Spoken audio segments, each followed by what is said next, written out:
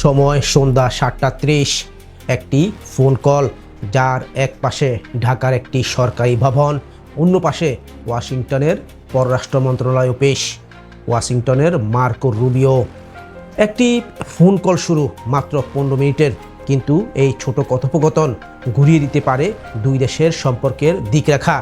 আজকের ভিডিওতে আমরা বিশ্লেষণ করব কেন এই সংক্ষিপ্ত আলোচনা এক গভীর রাজনৈতিক ও অর্থনৈতিক অর্থ বহন করে, এবং হ্যাঁ, শেষের দিকে থাকবে এমন এক তথ্য যা এখনও সরকারিভাবে ঘোষণা হয়নি, কিন্তু জানার পর আপনি নিজেই বুঝবেন এটা শুধু ফোন কল ছিল না, এটা ছিল একটা সিগন্যাল। দর্শক, কেন এই ভিডিও দেখবেন? যুক্তরাষ্ট্র কেন হঠাৎ করে বাংলাদেশের বিষয়ে সফট টোন নিল? এই সিদ্ধান্তের পেছনে আছে কি ধরনের ব্যাক চ্যানেল বা স্ট্র্যাটেজি? মার্কো রুবিও এই নামটা এত গুরুত্বপূর্ণ হয়ে উঠল কেন হঠাৎ? রোহিঙ্গা ইস্যু ও নির্বাচনী প্রসঙ্গ, এই ফোন কলে কি প্রতিশ্রুতি দেওয়া হলো? চলুন মূল বিশ্লেষণে যাই। 5টি পয়েন্টে আমরা পুরো ব্যাপারটিকে বিশ্লেষণ করব। পয়েন্ট 1, ফোনের সময়, টোন ও ভাষ্য। এই কলটি আসে 2025 সালের 30 জুন সন্ধ্যা 7:30-এ। উভয় পক্ষের প্রেস অফিস বলছে আলোচনা হয় আন্তরিক, গঠনমূলক এবং ভবিষ্যতের সম্ভাবনা ভিত্তিক। তবে একাধিক অভ্যন্তরীণ সূত্র ইঙ্গিত দিয়েছে কলটি স্ক্রিপ্টেড ছিল না, বরং একটি প্রয়োজনীয় অথচ অনানুষ্ঠানিক যোগাযোগ ছিল। পয়েন্ট 2, আলোচনার মূল বিষয়বস্তু। সবার আগে আলোচনা হয় দ্বিপাক্ষিক বাণিজ্য নিয়ে। বাংলাদেশ বর্তমানে যুক্তরাষ্ট্রের অন্যতম বৃহৎ পোশাক রপ্তানিকারক দেশ। শুল্ক ও জিএসপি সুবিধা নিয়ে আলোচনা এখন চূড়ান্ত পর্যায়ে। তারপর আলোচনা হয় নির্বাচনী প্রস্তুতি নিয়ে। ঢাকার অন্তর্বর্তী সরকার 2026 সালের নির্বাচনের বিষয়ে একটি নির্দিষ্ট রোডম্যাপ উপস্থাপনা করেছে ইতিমধ্যে।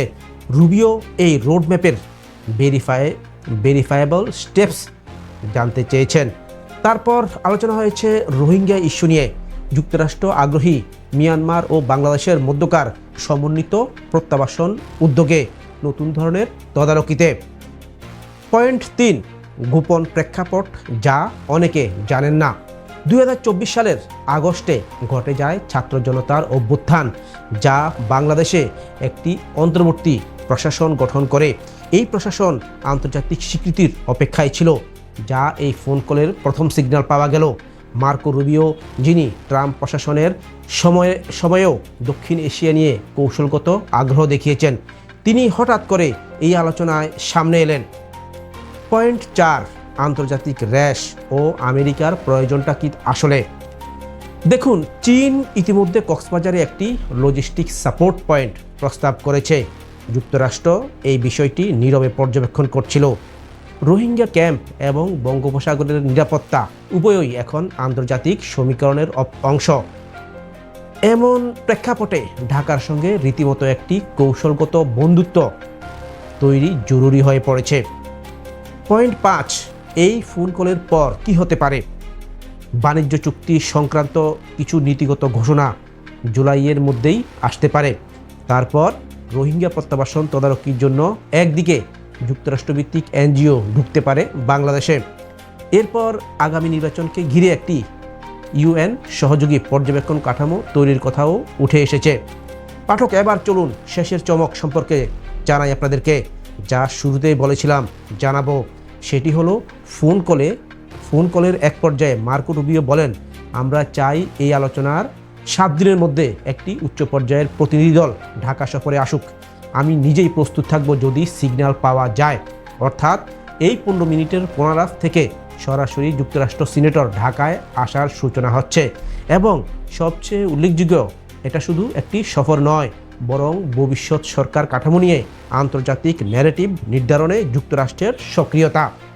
দর্শক বন্ধু, আপনি কি মনে করেন?